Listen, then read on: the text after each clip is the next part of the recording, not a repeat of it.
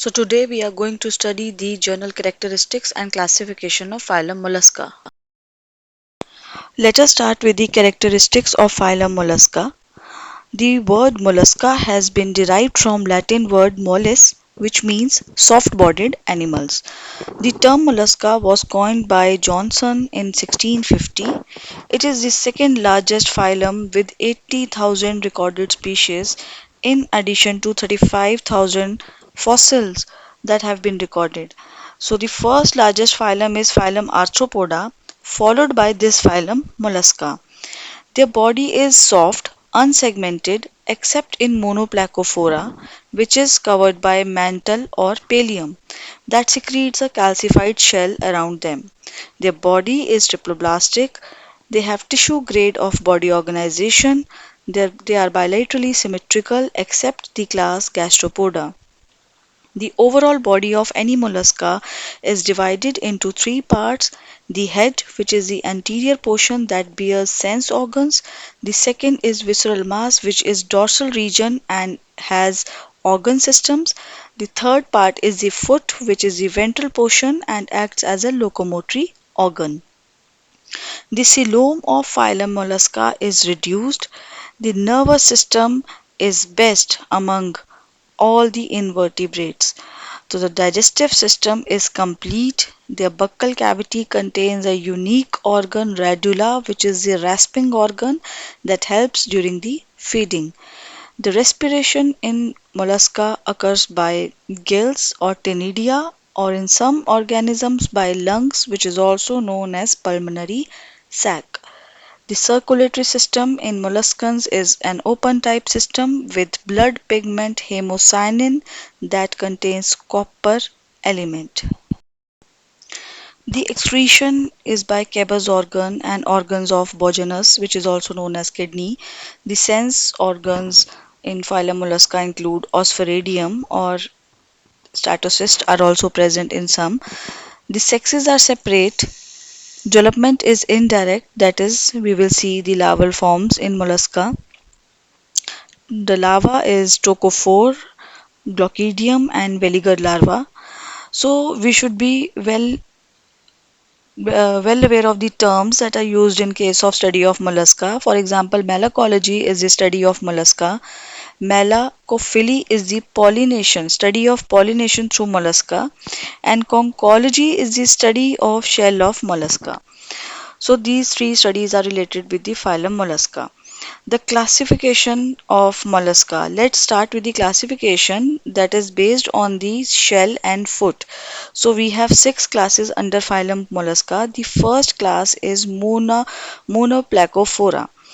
So Monoplacophora means the shell is made up of only a single piece. The body is flattened and bilaterally symmetrical, oval in shape. They have metameric segmentation, that is, they are externally and internally segmented. Nephridia are present. Body is covered by mantle that secretes the outer shell. Foot is broad and flat in shape.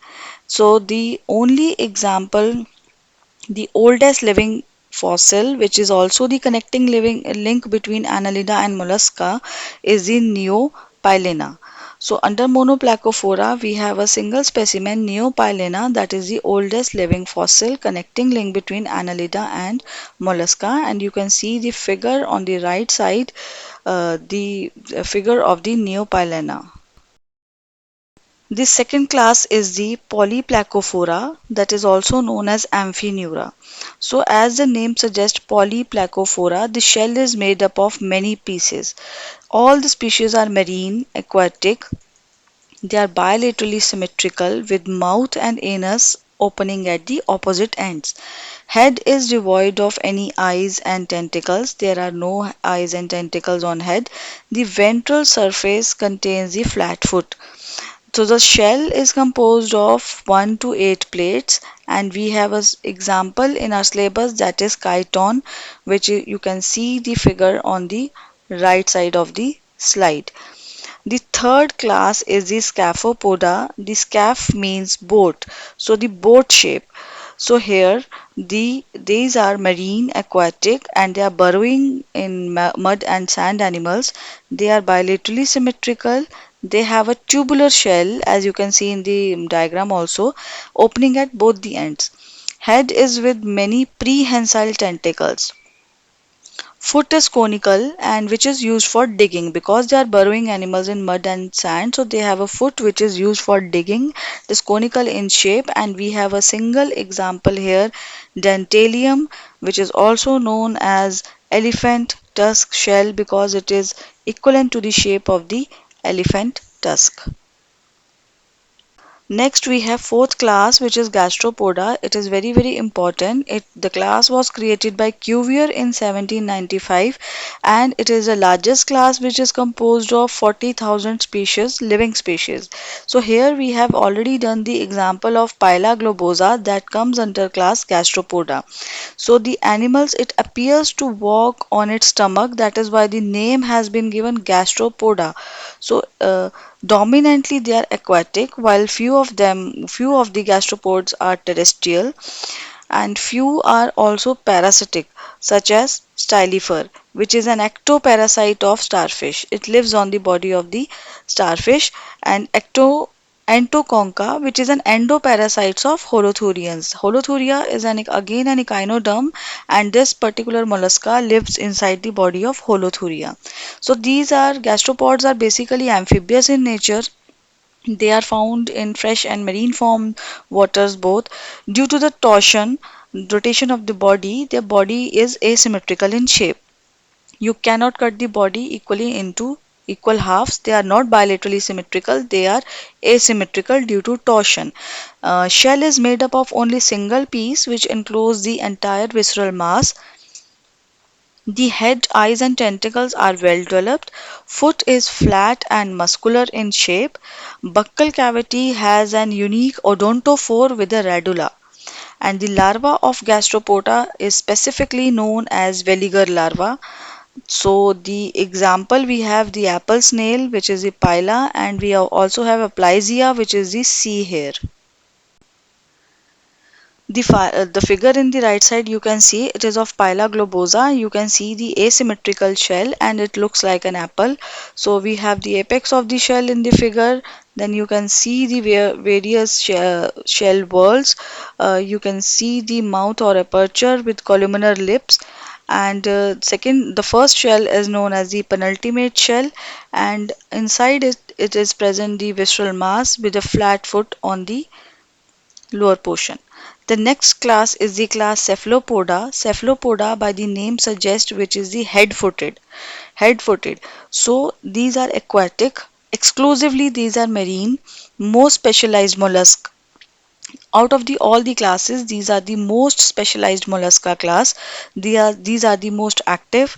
Their foot is located on the head. As the name suggests, cephalopoda, the foot is located on the head and it is modified in the form of oral arms, oral forms.